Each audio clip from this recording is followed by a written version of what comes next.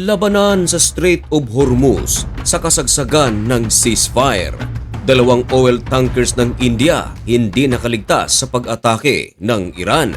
Samantala, barko ng Iran inagaw ng United States of America at kasalukuyan ito ay nasa Treasury custody ng Amerika. Ayon sa USA, hindi sila magpapa-blackmail sa Iran. Samantala, ang napipintong pag-uusap ng United States of America at Iran ay tuluyan ng nag-collapse. Yan ang ating pag-uusapan sa videong ito. Pero bago ang lahat, ay huwag kalimutang mag-subscribe. Samahan mo na rin ng like ang videong ito at i-click ang notification bell. Napakalaki kasing tulong yan para sa aming mga content creators.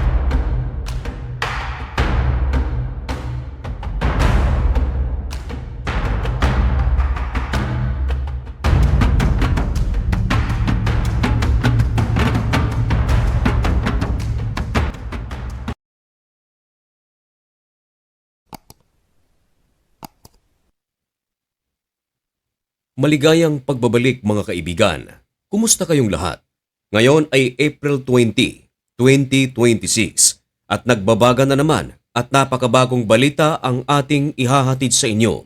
Ito ay tungkol sa patuloy at painit na tensyon sa Strait of Hormuz. Sa loob ng 2 linggong ceasefire ng Amerika at ng Iran, maraming mga pangyayari ang mga naitatala at maliwanag na violation sa kanilang mga pinagkasunduan. Isa riyan mga kaibigan ay ang muling pagbubukas ng Strait of Hormuz. Ito ang dahilan kung bakit pumayag ang United States of America na magkaroon sila ng 2 linggong temporary ceasefire.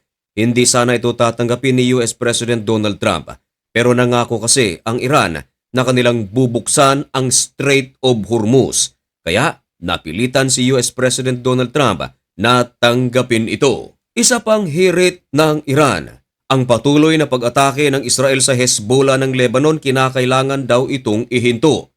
Pinagbigyan din ito ng Israel at ng United States of America.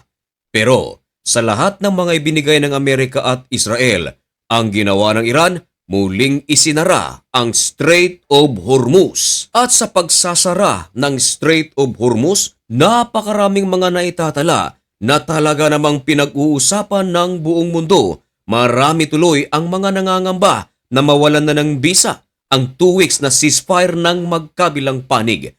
Isa pa sa galit na galit ngayon mga kaibigan ay ang bansang India.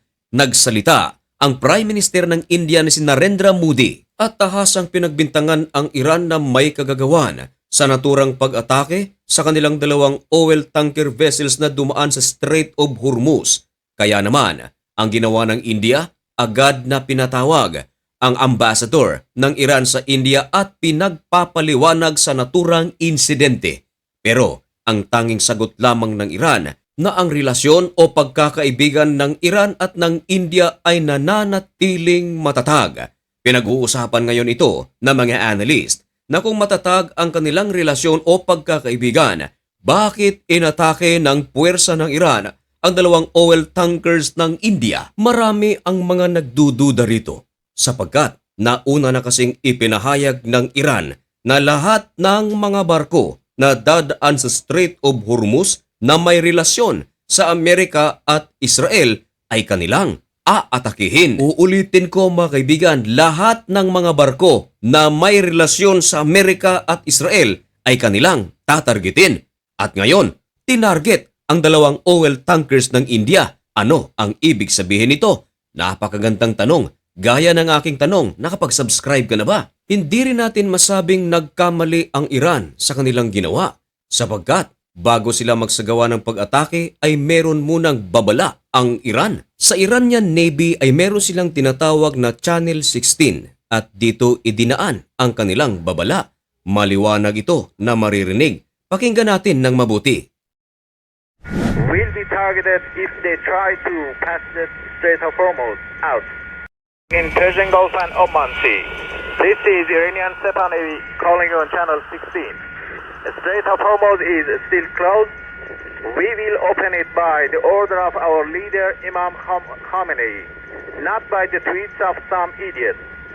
If you want to pass through the strait, you must ask permission from Iranian Sepah Navy. All vessels that have a connection with our enemies will be targeted if they try to pass the Strait of Hormuz out. Maliwanag sa audio ng Iranian Navy na nagbibigay ito ng babala. Maliwanag din na ating maririnig na sinabi doon na kanilang aatakihin ang mga barko na dadaan sa Strait of Hormuz. Kung gusto raw talaga nilang dumaan sa Strait of Hormuz ay kinakailangang magpaalam muna sa kanilang supreme leader na si Mujtaba Khamenei. Pero kalaunan, ang nasabing dalawang oil tankers ng India ay talagang tinamaan ng pag-atake. Samantala mga kaibigan, meron namang ginawa ang US Navy at ang kanilang ginawa ay talagang pinag-usapan ng buong mundo sapagkat ito ay ikinagalit talaga ng husto ng Iran. Can you imagine? Barko ng Iran na naglalayag sa Strait of Hormuz, inagaw ng United States of America. At upang patutuhanan ng ating sinasabi, ibinalita ng The Guardian at galit na galit nga ang Iran. Ang headlines ay ganito: Iran says it will retaliate for US seizure of cargo ship as Tehran yet to confirm peace talks in Pakistan. Kasalukuyan, ang naturang cargo ship ng Iran ay nasa kustodiya ng Treasury ng United States of America. Ayon sa United States of America, ang nasabing cargo ship ay matagal nang nahaharap sa sanctions ng kanilang bansa at marami na raw itong violation at hindi na raw ito pinalampas sa pagkakataong ito. Dagdag pa ni US President Donald Trump na ang kanilang blockade ay mananatili at hindi raw sila pwedeng i-blackmail ng Iran. Narito ang pahayag ni US President Donald Trump. Again, as they've been doing for years, they can't blackmail us. Ang tinutukoy ni US President Donald Trump na hindi sila mabablackmail ng Iran, ito yung pagtanggal ng blockade ng Amerika sa Strait of Hormuz. Nais kasi ng Iran na tanggalin ang blockade ng Amerika kaya nila isinara ang Strait of Hormuz. Isa pang hirit ng Iran upang kanilang buksang muli ang Strait of Hormuz, palayasin lahat ng puwersa ng Amerika sa Strait of Hormuz maging sa Middle East. At ito pa ang matindi mga kaibigan, nagkakaroon na sana ng pag-asa ang maraming mga Iranians at ang mga tao sa Middle East na magkakaroon ng kapayapaan dahil sa napipintong pag-uusap ng Amerika at ng Iran.